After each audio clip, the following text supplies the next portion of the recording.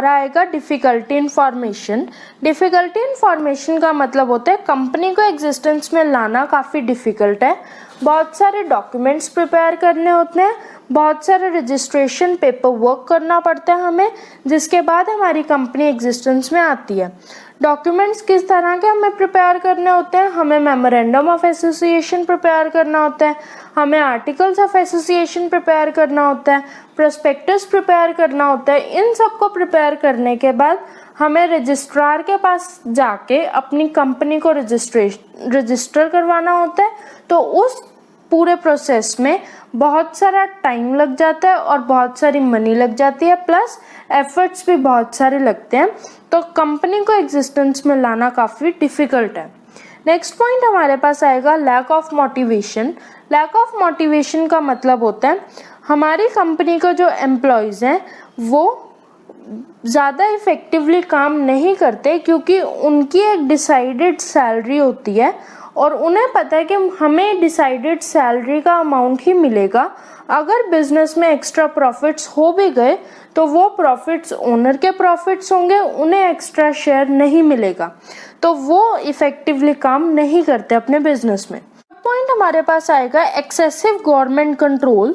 क्योंकि हमारी कंपनी के रजिस्टर्ड कंपनी है, हमने इंडियन कंपनीज एक्ट 2013 के अंडर रजिस्टर करवाया अपने कंपनी को, तो हमें उनके लीगल रूल्स को फॉलो करना पड़ेगा।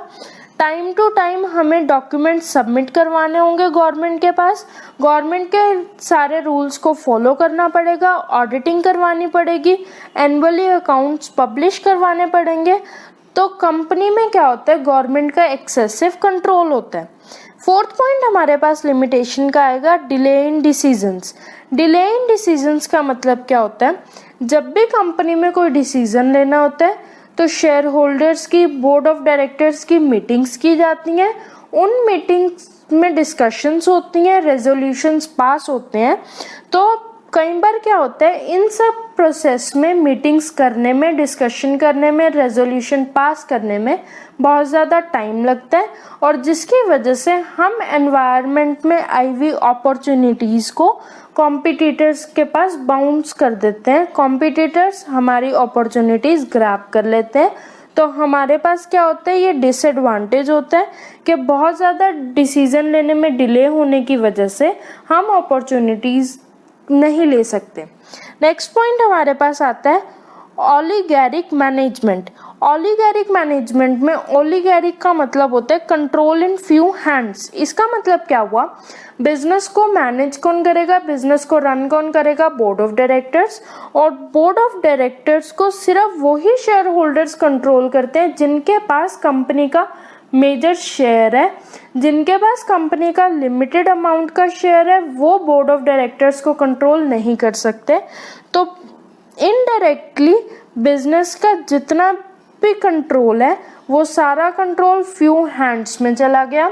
जिन शेयर होल्डर्स के पास लिमिटेड अमाउंट का शेयर है उनके पास बिल्कुल भी कंट्रोल नहीं रहा, तो कंपनी का सारा कंट्रोल कुछ हाथों में चला गया, फ्यू हैंड्स में चला गया। तो ये एक डिसएडवांटेज होता है कंपनी का। नेक्स्ट और लास्ट पॉइंट हमारे पास लिमिटेशंस का आता है कन्फ्लिक्ट अमंगस्ट इन्वेस्टर्स। अब हमारे कंपनी में इन्वेस्टर्स कौन कौन हो सकते हैं, शेयर होल्डर्स हो सकते हैं, डिबेंचर होल्डर्स हो सकते हैं, एम्प्लॉयज हो सकते हैं, मैनेजमेंट भी हमारे बिजनेस में इन्वेस्ट कर सकती है। तो कई बार क्या होता है, सारे इन्वेस्टर्स के बीच में कॉन्फ्लिक्ट अराइज हो जाते हैं। कॉन्फ्लिक्ट किस चीज़ से रिलेटेड अराइज होते हैं, क्या सपोज हमारे बिजनेस में प्रॉफिट्स हो रहे हैं, शेयर होल्डर्स कहते हैं उन प्रॉफिट्स को शेयर होल्डर्स में डिवाइड करो, बट डिबेंचर होल्डर्स कहते हैं कि प्रॉफिट्स का मेजर अमाउंट हम कहाँ रखें, रिजर्व्स में रखें। बट एम्प्लॉयज़ क्या बोलते हैं कि जितना भी प्रॉफिट्स हुआ है उसका मेजर अमाउंट एम्प्लॉयज़ में एज अ बोनस डिस्ट्रीब्यूट हो जाए। तो इस टाइम पे इस तरह से इन्वेस्टर्स के बीच में कॉन्फ्लिक्ट्स अराइज हो जाते हैं रिलेटेड टू प्रॉफिट्स। तो ये भी एक कंपनी के लिए डिसएडवांटेज होता है, लिमिटेशन होती है। तो ये हमने बात करी थी लिमिटेशंस ऑफ कंपनीज की।